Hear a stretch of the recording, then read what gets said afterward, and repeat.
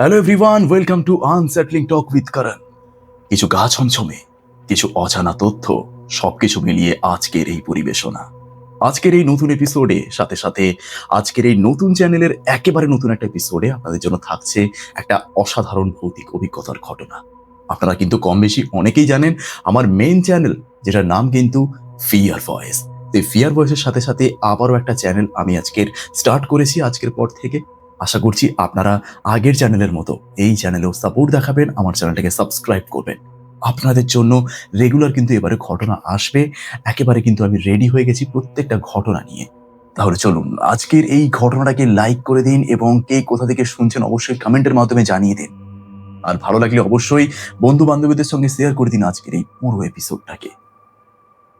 বেশি কথা না বাড়িয়ে সরাসরি রুমের লাইটটাকে কমিয়ে নিন এবং কানে হেডফোনটা পরে নিন, কারণ শুরু হচ্ছে ভয়ের এক নতুন যাত্রা। তাহলে চলুন শুরু করা যাক। নমস্কার, আমি তোমার চ্যানেলের একজন নিয়মিত শ্রোতা। তুমি যেভাবে ঘটনাগুলো এই ভিডিওগুলোর মাধ্যমে উপস্থাপন করো, সত্যিই কিন্তু প্রশংসনীয়। তোমার কণ্ঠে ঘটনাগুলো শুনতে সত্যি খুবই রোমাঞ্চকর লাগে। আশা করছি বাড়িতে কাকু কাকিমা ভালো আছেন, ওনাদের আমার প্রণাম জানিও এবং তুমি আমার আন্তরিক ভালোবাসা নিও। প্রথমেই বলি, আমি একজন ফ্রিল্যান্স ফটোগ্রাফার হিসেবে আজ প্রায় 7 বছর হয়ে গেল কাজ করছি। ভগবানের কৃপায় সবটা ঠিকঠাকই চলছে।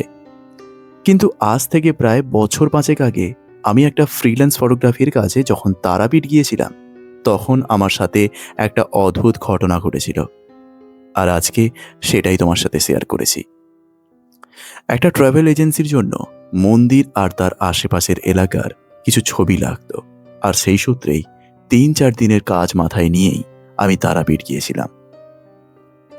এবার যেহেতু 3-4 দিনের কাজ, তাই জন্য থাকার জায়গা হিসেবে বেছে নিয়েছিলাম মন্দির থেকে সামান্য একটু দূরে একটা পুরনো হোটেল। কিছু প্রাইভেসির কারণে আমি হোটেলের নাম বা কোনো বৃত্তান্ত কোনো কিছুই বলছি না, কারণ আমি চাই না আমার এই ঘটনার ফলে সেই হোটেলের ব্যবসায়িক দিকে কোনো প্রভাব পড়ুক। কারণ হোটেল পুরনো হলেও এখনো ঠিকঠাকই চলে।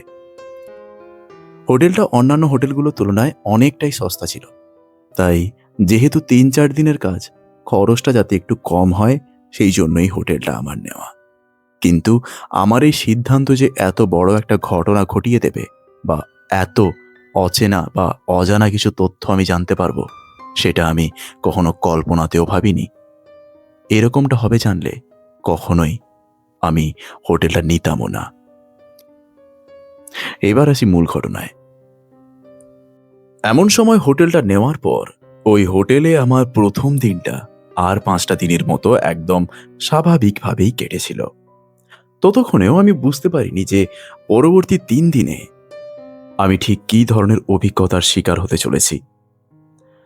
সারাদিনের কাজ আর পরিশ্রমের পর যখন হোটেলে ফিরলাম, তখন প্রায় সন্ধে হয়ে গেছিল। আর সেই সময় আর তেমন কোনো কাজ না থাকায় হাত মুখ ধুয়ে হোটেলের মালিকের সাথেই বসেই চা খেতে খেতে কিছু কথা বলছিলাম। মালিকের স্বভাব যদি বলি, মালিক মানুষটা স্বভাবতই খুবই চুপচাপ, মানে খুব কম কথা বলতেন আর কি। তো এমন সময় কথা বলছি ওনার সাথে, হঠাৎ করেই আমার চোখটা চলে যায় হোটেলের রিসেপশন ডেস্কের নিচে একটা পুরনো রেজিস্টার খাতার দিকে। এরপর স্বাভাবিকভাবেই জিজ্ঞেস করলাম যে, আচ্ছা দাদা, ওই খাতাটা কিসের? তিনি বেশি কিছু না বলে শুধু এটুকুই বললেন, ওটা হোটেলে আসা যাওয়া মানুষের এমনি একটা পুরনো রেকর্ড রাখা রয়েছে দাদা, আর তেমন কিছু নয়। কথাটা শুনে সেই সময় আর তেমন মাথা ঘামায়নি ব্যাপারটার প্রতি। এমন সময় দ্বিতীয় দিন, কিছুতেই রাতে আমার ঘুম আসছিল না। সময় হয়েছিল তখন ধরুন আপনার ওই রাত 2টো হবে। কারণটা খুবই পরিষ্কার, যেহেতু নতুন জায়গা, নতুন বিছানা, তাই ঘুম না আসাটাই স্বাভাবিক। এমনটা হয়তো আপনাদের সঙ্গেও হয়, কোনো নতুন জায়গায় গেলে সেই জায়গার বিছানা বা পরিবেশ কিছুতেই আপনার রাতে ঘুম নিয়ে আসে না। তো বিছানার মধ্যে এমন সময় এপাশ ওপাশ হচ্ছিলাম আর ভাবছিলাম যে না, ভালো লাগছে না, ঘুম আসে না, যখন যাই বাইরে গিয়ে একটা সিগারেট খেয়ে আসি। তো যেমন ভাবা তেমন কাজ। সিগারেট খাওয়ার জন্য যখন বাইরে চলে আসি, আর আসা মাত্রই আমার হঠাৎ করেই লক্ষ্য যায় সেই রিসেপশনের দিকে। আমি দেখলাম যে যিনি হোটেলের মালিক তিনি কিনা এই মাঝরাতে সেই পুরনো রেকর্ডে কিছু একটা লিখছিলেন। কিন্তু কি লিখছিলেন সেটা যতক্ষণ না আমি কাছে গিয়েছিলাম ততক্ষণ পর্যন্ত কিছুতেই আমি বুঝতে পারিনি। খুবই কৌতূহল জাগালো বিষয়টা আমার মনের মধ্যে। আর ভাবছিলাম যে এত রাতে উনি রিসেপশনে বসে আবার ওই পুরনো রেকর্ডটা নিয়ে কি করছেন। এরপর কৌতূহল বশত আমি ওনাকে যখন পুরো ব্যাপারটা জিজ্ঞেস করতে গেলাম, তখন কিছুটা যাওয়ার পর আমি লক্ষ্য করলাম যে উনি খাতাতে একের পর এক কিছু নাম লিখছেন। আর নামগুলো কাদের যখন জানতে চাইলাম তখন উনি বেশি ব্যস্ত না হয়ে খুবই শান্ত স্বভাবেই উত্তর দিলেন যে নামগুলো সেই সব পুরনো গেস্টদের বাবু, যারা বছরের পর বছর ধরে এখানে থেকে গেছেন। আর এই কথাটা শোনার পর সেই মুহূর্তে আমি আর কিছু বললাম না। অনেকটা রাতও হয়ে গেছিল সেই মুহূর্তে, যার ফলে নিজের রুমে চলে যাওয়াটাই ঠিক মনে করেছিলাম। এরপর রুমে যাওয়ার পর বিছানায় শুয়ে শুয়ে একটাই কথা বারে বারে আমার মনে আসছিল, যাকে বলা যায় বারে বারে ভাবাচ্ছিল আমাকে একটা কথা, যে ওই লিস্টে আমি যাদের নামগুলো দেখেছিলাম সেই নামগুলোর মধ্যে বেশিরভাগ নামই কেমন যেন আমার খুব চেনা চেনা লাগছিল। কোথায় যেন শুনেছিলাম নামগুলো। এমন সময় এই সব কিছু ভাবছি, আর কখন যে আমি ঘুমিয়ে গেছিলাম সেটা আমার আর মনে নেই। পরের দিন সকালে যখন ঘুম ভাঙলো আমার, আর ঘুম ভাঙার সাথে সাথেই কথাটা আবারও আমার মনে এলো। আর এবারে আমার মনে পড়লো যে কেন গতকাল রাতের নামগুলো আমার চেনা চেনা লাগছিল। আর বিষয়গুলো মনে পড়তে আমার বুকটা ছ্যাঁত করে ওঠে। বিষয়টা ঠিক এরকমটা ছিল যে মাস কয়েক আগে নাকি একটা লোকাল নিউজ পোর্টালে একটা রিপোর্ট পড়েছিলাম, যেখানে লেখা ছিল যে তারাপীঠ এলাকা থেকে গত কয়েক বছরে বেশ কিছু পর্যটক হঠাৎ করে নিখোঁজ হয়ে যায়। আর সেই কেসগুলো বেশি দূর পর্যন্ত পুলিশ কিন্তু নিয়ে যায়নি, কারণ তারাপীঠের মতো জায়গায় মানুষ নিখোঁজ হওয়াটা যেন একটা মেনে নেওয়া ব্যাপার হয়ে দাঁড়িয়েছিল। এই ব্যাপারগুলো মনে পড়তে এক প্রকার ভয় কাজ করছিল আমার মনের মধ্যে। আর বারবার ভাবছিলাম যে আমি যেই হোটেলে আছি এখান থেকেই তার মানে সকলে নিখোঁজ হয়ে যায়নি তো। এক প্রকার মনে ভয় নিয়েই পুরো দিনটা আমার কেটেছিল। এরপর সেই দিন রাতের বেলা কিছুতেই আমার ঘুম আসছিল না।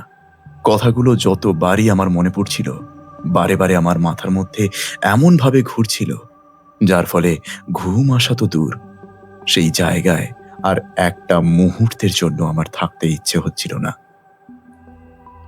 কিন্তু তখনই আবারও মনে পড়েছিল যে আমি আমার কাজগুলো ফেলে চলেও বা যাব কিভাবে।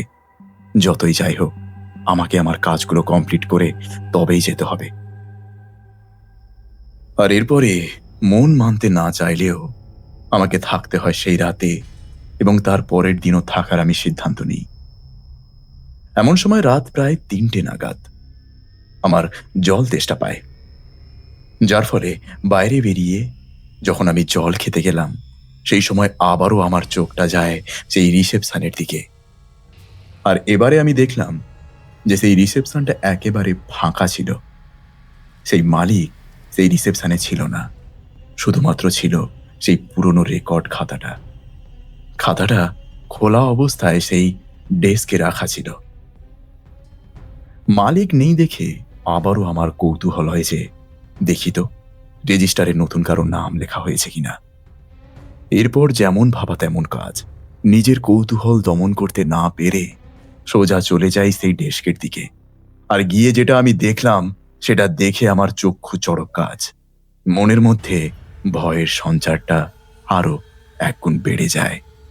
ওখানে প্রায় অনেকগুলো নাম লেখা ছিল, কিন্তু তার মধ্যে এমন একটা নাম লেখা ছিল সেটা ছিল আমারই কলেজেরই একজন বন্ধুর নাম, যে কিনা মাত্র ৩ মাস আগে তারাপীঠে এসে ঠিক আমার মতোই এক ট্রাভেল এজেন্সির জন্য ফটোগ্রাফি করতে এসেছিল। আর ঠিক এই হোটেলে এসেই সে এন্ট্রি করেছিল। ঠিক কিছুদিনের মাথায় সে এই হোটেলেই থাকাকালীন নিখোঁজ হয়ে যায়।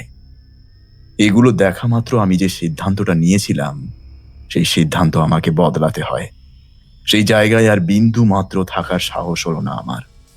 বাধ্যগত একদিনের ছবি তোলার কাজ ফেলে রেখেই কোনো রকমে সেই রাতটা কাটিয়ে আমি পরের দিন সকালেই ব্যাগপত্র গুছিয়ে সেই হোটেল ছেড়ে বেরিয়ে আসি। আর বাড়ি এসে ম্যাগাজিনের এডিটরকে বলেছিলাম যে শরীর খারাপ লাগছিল বলে আমি বাড়ি চলে এসেছিলাম, যার ফলে পুরো কাজটা আমার কমপ্লিট হয়নি। সেদিনের পর থেকে আজকে প্রায় ৫ বছর হয়ে গেছে, কিন্তু সেদিনের পর থেকে আর দ্বিতীয়বার আমার তারাপীঠে যাওয়ার সাহস হয়নি।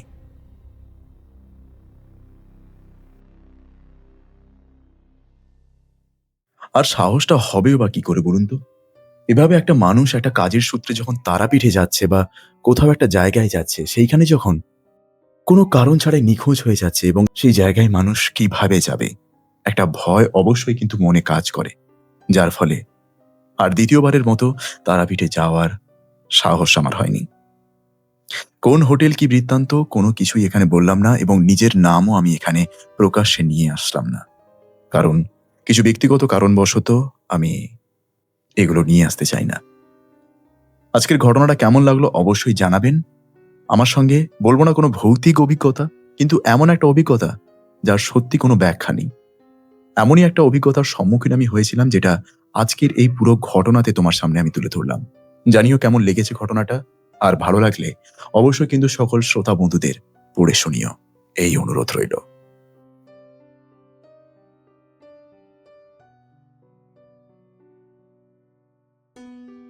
তো বন্ধুরা, আজকের এই প্রথম এপিসোডের ঘটনাটা আপনাদের কেমন লাগলো অবশ্যই জানাবেন। ভালো লাগলে অবশ্যই একটা লাইক করবেন। কোথা থেকে ঘটনাটা এক্সপেরিয়েন্স করলেন বা কোথা থেকে ভয় পেলেন অবশ্যই কিন্তু কমেন্টের মাধ্যমে জানাবেন। কমেন্ট বক্স আপনাদের জন্য সবসময় খোলা রয়েছে। আর ভালো লাগলে অবশ্যই কিন্তু বন্ধু-বান্ধবী, ফ্যামিলি মেম্বার্স সকলের সঙ্গে কিন্তু শেয়ার করবেন আজকের এই এপিসোডটা। আপনাদের আশীর্বাদ একান্ত কাম্য আমার এই চ্যানেলটাকে এগিয়ে নিয়ে যাওয়ার ক্ষেত্রে। আমার চ্যানেলটা আপনারা সাবস্ক্রাইব করবেন এটাই আশা রাখবো। আর আমি জানি আপনারা আমার চ্যানেলটা সাবস্ক্রাইব অবশ্যই করবেন। কারণ ফিয়ার ভয়েসকে এত ভালোবাসা দিয়েছেন আমার এই চ্যানেল, নতুন চ্যানেলকে অবশ্যই আপনারা কিন্তু ভালোবাসা দেবেন। যেই চ্যানেলের নাম unsettling talk with Karan, UTK। So please subscribe to my channel and like my videos and অবশ্যই কমেন্ট করুন, শেয়ার করুন। দেখা হবে আরও একটা নতুন এপিসোডের সাথে ঠিক এই চ্যানেলে। ততক্ষণের জন্য ভালো থাকুন, সুস্থ থাকুন। নমস্কার।